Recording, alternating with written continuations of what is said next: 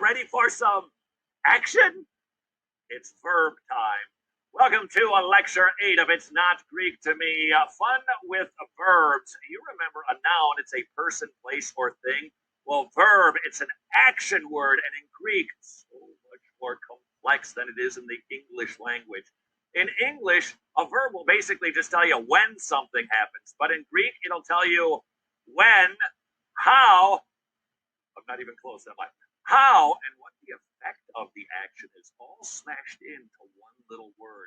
You remember with Greek nouns, we called them declensions. You take the stem of the word, you change the ending, and you change the meaning of the noun in its case, the nominative, genitive, dative, accusative, and the vocative. Same kind of principle in verbs, but it is called a conjugation. You take the stem of the verb, you change the ending, then sometimes you change the beginning too, so you either change the suffix or the prefix, and it changes the entire meaning of the verb. Let me give you an example. Go, in English. Go, it means command, imperative.